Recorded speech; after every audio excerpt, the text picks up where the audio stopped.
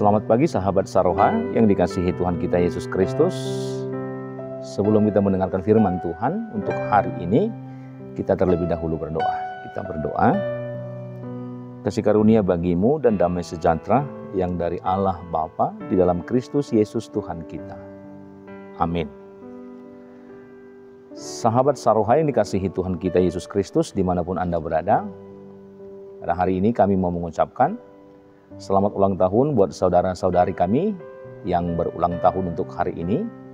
Semoga senantiasa Tuhan melindungi dan menyertai saudara dalam segala aktivitas dan sukacita di tengah-tengah keluarga. Demikian juga saudara-saudari kami yang saat ini dalam keadaan sakit, kami berdoa kiranya Tuhan senantiasa memberkati segala proses pengobatan. Demikian juga apapun yang saudara bisa makan, obat dan juga makanan, kiranya Tuhan memberkati agar saudara sekalian bisa semakin dipulihkan dan boleh kembali beraktivitas bagaimana seperti yang sudah saudara lakukan pada hari-hari yang lalu. Oleh karena itu firman Tuhan yang menyapa kita untuk pagi hari ini tertulis di dalam Mazmur pasal yang ke-34 ayat yang keempat. Demikian firman Tuhan.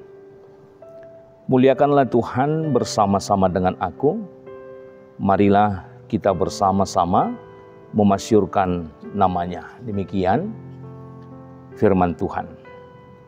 Sahabat Saroha yang dikasihi Tuhan kita Yesus Kristus, nats ini mengajak kita untuk merenungkan bagaimana pentingnya di dalam kehidupan kita memuliakan Tuhan secara bersama-sama. Nats ini adalah bagaimana pengalaman Daud ketika Raja Saul yang memburu dan hendak merencanakan agar Daud itu bisa dia bunuh. Dalam hal inilah Raja Daud menunjukkan bagaimana konsistensinya ketika dia meyakini bahwa hanya Allah yang bisa menyertai dan menyelamatkan, bahkan melepaskan dia dari ancaman yang dia dapatkan dari Saul itu sendiri. Kita bisa melihat konsistensi daripada Daud itu sendiri. Apapun yang menjadi hambatan, apapun yang menjadi pergumulan di dalam kehidupannya sebagai hamba Tuhan, maka disinilah dia menunjukkan bahwa dia tidak lari, bahwa dia menghadapi seluruh daripada kenyataan itu, tetapi dia mengandalkan bagaimana sebuah iman dan percayanya hanya kepada Allah. Disinilah dia menunjukkan bahwa dia senantiasa mencari Allah di dalam segala pergumulan dan tantangan hidupnya. Tetapi dia tidak mencari apa yang menjadi kekuatan atau apa yang menjadi yang dianggap oleh manusia bisa diandalkan di tengah-tengah dunia ini. Tetapi dia menunjukkan sebuah sikap bahwa dia hanya mencari Allah dan dia hanya memuji dan juga dia hanya memuliakan nama Tuhan. Inilah konsistensi yang bisa ditunjukkan oleh Daud di tengah-tengah iman percayanya, dan dia hanya mencari perlindungan dan penyertaan hanya daripada Tuhan itu sendiri dan bukan dari dunia ini, walaupun banyak hal yang dia hadapi, tantangan, bahkan dia terancam bagaimana dia akan kehilangan daripada kehidupannya sendiri. Nah, sahabat Saroha yang dikasihi Tuhan kita Yesus Kristus, di dalam rasa takut itu, tentu sebagai seorang manusia, terkadang kita juga menyerahkan kehidupan kita. Bagaimana kita juga memiliki ada saat-saat bagaimana kita tidak mampu untuk menghadapi secara kemanusiaan kita sendiri atau secara kekuatan kita sendiri. Tetapi dalam hal ini ada ajakan di tengah-tengah kehidupan kita, bagaimanapun situasi keadaan kehidupan kita yang terdesak, kita diajak dan kita juga diperlihatkan oleh Daud bagaimana mengatasi atau bagaimana posisi kehidupan kita seharusnya. Walaupun begitu banyaknya tantangan, begitu banyaknya pergumulan-pergumulan kehidupan kita, sehingga menyudutkan atau membuat kehidupan kita terdesak. Pada hari ini kita diajarkan seperti pengalaman Daud itu sendiri. Ternyata dia memposisikan dirinya tidak meninggalkan bagaimana iman percayanya kepada Tuhan. Tetapi dia memposisikan dirinya sebagai orang yang senantiasa mencari dan mencari Tuhan. Ternyata dia memposisikan dirinya bagaimana dia itu sebagai seorang yang senantiasa mengandalkan bagaimana Tuhan itu mampu dalam segala hal untuk meluputkan dia dari segala hal yang menyusahkan, yang membuat dia memiliki pergumulan atau yang membuat kehidupannya terdesak. Inilah suatu pengajaran melalui pengalaman yang diberikan oleh Daud bahkan di tengah-tengah kehidupan kita. Bagaimana iman percaya kita mampu untuk menjawab bahwa setiap pergumulan kehidupan kita ada Tuhan yang senantiasa bersama dengan kita, ada Tuhan yang senantiasa melihat pergumulan kita, ada Tuhan yang senantiasa mampu membawa kita keluar, bahkan memenangkan kita sampai pada kita mendapatkan apa yang menjadi kehendak Allah di tengah-tengah kehidupan kita. Oleh karena itulah ajakan ini di tengah-tengah kehidupan kita untuk membuka penglihatan kita akan penyertaan Tuhan. Maka pemazmur mengajak kita untuk bersama-sama memuliakan Tuhan, untuk bersama-sama menaikkan pujian akan Tuhan. Nah, dikatakan tadi, marilah kita bersama-sama memasyurkan nama Tuhan. Nah, kata marilah ini adalah sebuah ajakan yang bukan hanya bersifat pasif, tetapi ini adalah sebuah ajakan yang harus aktif di tengah-tengah kehidupan kita.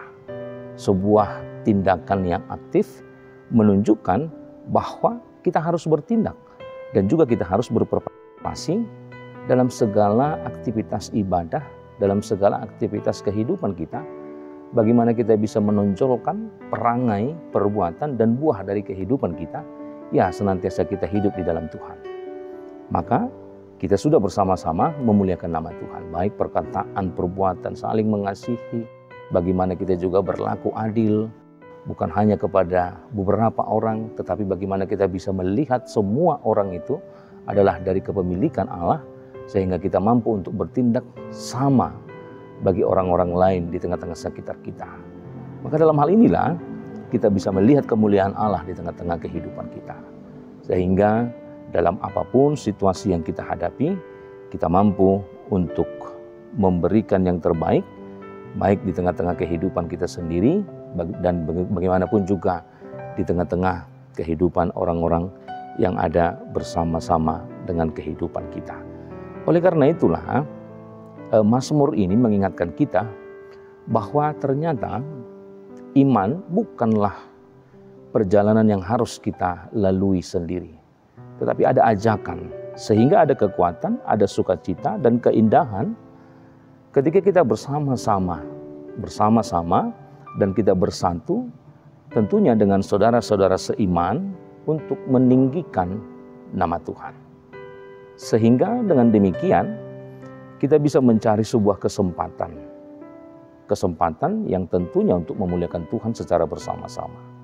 Sehingga semakin banyak orang ikut ambil bagian termasuk dalam diri kita, bersama-sama memuliakan nama Tuhan, sehingga nama Tuhan juga akan semakin besar di tengah-tengah kehidupan kita dan di tengah-tengah orang juga yang bisa merasakan bagaimana penyertaan Tuhan. Tetapi yang pada intinya, bagaimana kita juga bisa melihat cara hidup dan ketergantungan daripada Daud itu sendiri, menggantungkan hidupnya hanya dalam tangan pengasihan Tuhan. Sehingga kita bisa memahami bahwa tangan Tuhan senantiasa menolong kita, membawa kita sampai pada tujuan apa yang Tuhan kehendaki bisa terjadi di tengah-tengah kehidupan kita. Tuhan Yesus memberkati. Amin. Kita berdoa. Bapa di surga, terima kasih Tuhan buat segala penyertaan Tuhan di tengah-tengah kehidupan kami. Sungguh Engkau adalah Allah yang baik, yang senantiasa memelihara kehidupan kami. Pada hari ini kami diajar oleh firman Tuhan bagaimana penyertaan Tuhan akan kehidupan daripada Daud ketika dia mengalami banyak tantangan hidup. Bahkan kehidupan atau nyawanya hendak dibunuh oleh Raja Saul. Bapa di surga, banyak hal yang membuat kehidupan kami juga pada posisi yang terdesak. Dorongan ekonomi, demikian juga pergaulan, demikian juga hubungan kami tengah-tengah keluarga, demikian juga dengan sekitar kami, atau pergumulan-pergumulan baik di tengah-tengah pekerjaan dan lain sebagainya.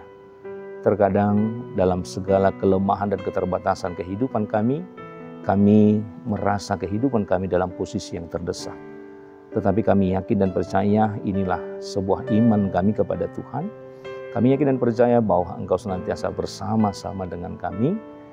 Engkau senantiasa mengulurkan tangan-Mu untuk menjadi sebuah pegangan yang erat dalam kehidupan kami. Bahwa Engkau mampu membawa kami keluar melalui segala tantangan hidup. Sehingga kami senantiasa sampai kepada sebuah tujuan yang Tuhan kehendaki di tengah-tengah kehidupan kami. Oleh karena itu berkati kehidupan kami senantiasa dimanapun jemaat-Mu melakukan segala aktivitas, baik dalam pekerjaan mereka, Tuhan senantiasa memberkati, memberikan mereka hikmat dan kekuatan, agar ketika memulai sampai pada mengakhirinya, mereka mampu menyelesaikan dan juga menghasilkan hal-hal yang baik yang boleh mereka pakai di tengah-tengah kehidupan. Demikian juga buat jemaat-Mu yang sedang dalam keadaan sakit. Kiranya Tuhan senantiasa memberkati mereka, segala proses pengobatan mereka.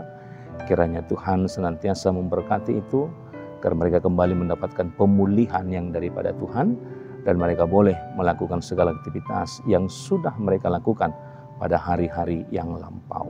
Oleh karena itu, kami serahkan segala kehidupan kami hanya dalam tangan pengasihan Tuhan. Terpujilah nama-Mu hingga selama-lamanya. Amin.